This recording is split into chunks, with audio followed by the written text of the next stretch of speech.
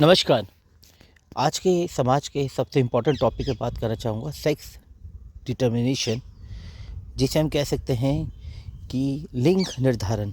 जी, बहुत important topic है, जानना ज़रूरी है हमें इसके लिए, क्योंकि हर किसी को जानना ज़रूरी है, क्योंकि एक ऐसा विषय है जिससे ना केवल हमारे समाज की कितनी औरतों पर उन्हें कितने ताने सुनने पड़ते हैं, और उन सभी औरतों के लिए अवेयरनेस के लिए है जिनको समाज में तानों का ही नहीं, उन्हें समाज से धिक्कारा भी जाता है केवल एक आरोप पे। वो आरोप क्या है वो अभी हम समझेंगे। जी हाँ, आपको पहले जानना ज़रूरी है कि औरत और आदमी में, दोनों में बेसिकली 23 क्रोमोसोम्स होते हैं। कितने? 23 पेयर ऑफ क्रोमोसोम्स होते हैं, जिसे एक तरह से हम कह सकते हैं गुणसूत्र होते हैं, जिनमें से 22 पेयर तो एक जैसे होते हैं, और जो 23वां पेयर होता है, जी हाँ ध्यान दीजिएगा, उससे हम लोग लिंग अनुपात के लिए, लिंग निर्धारण के लिए यूज़ करते हैं, जिसे हम सेक्स क्रोमोसोम्स के भी नाम, 23वां पेयर। अब ये जानना जरूरी है कि औरतों में जो 22 पेयर एक जैसे होते हैं, जो 23वां पेयर है उसे XX पेयर कहते हैं। जी हाँ, XX पेयर के नाम से जाना जाता है, उसे XX पेयर के नाम से।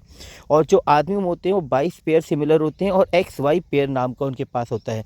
ध्यान दीजिएगा, औरतों में 22 पेयर के साथ XX नाम के पेयर पाया जाता है, और आदमियों में 22 पेयर के साथ एक XY नाम का पेयर पाया जाता है। जब औरत और आदमी के बीच में संबंध होते हैं, तो उसके बाद जब आदमी का स्पर्म किसी भी तरीके से औरत के एग को फर्टिलाइज करता है, और वह अपने साथ स्पर्म वाई नाम का गुणसूत्र लेके चलता है, और औरत के फीमेल के साथ फर्टिलाइजेशन करने पर एक लड़के का जन्म होता है, संसार में एक लड़का आता है। और जब आदमी के स्पर्म के अंदर एक्स नाम का क्रोमोसोम्स होता है, और वह एक्स नाम का क्रोमोसोम्स एग के साथ जो कि एक्स कंटेन करता है, तो एक्सेस करते लड़की का जन्म होता है। और डिटेल में समझिएगा, हम समझाना चाहेंगे। जैसे मेल है, मेल के गैमेट्स में क्या क्या है, XX नाम के क्रोमोसोम्स हैं, और फीमेल के पास क्या रहता है, केवल X रहता है। जब XY मेल के पास है और फीमेल के पास केवल X है, तो उसके क्या होता है, बेसिकली जाइगोट फॉर्मेशन जिसे हम कह सकते हैं। तो जाइगोट फॉर्मेशन क्या होगा इन दोनों पेयर से, या अदर XX और XY।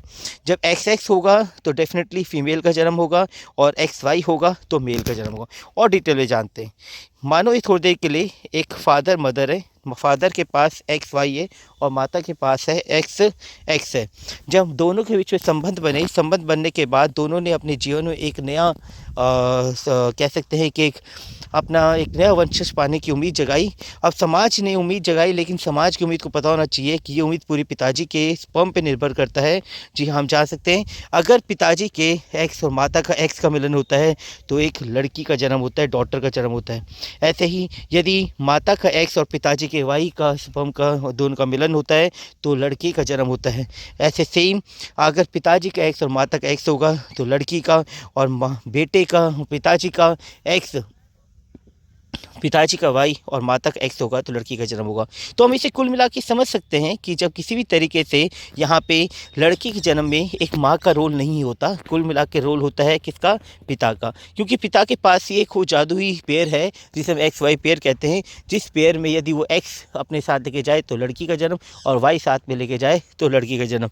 तो ये सब कुदरत का खेल है, इसलिए खुश रहिए, जो ईश्वर का आशीर्वाद उसे अपनाइए और आबाद रहिए। अपना ध्यान दीजिएगा। धन्यवाद।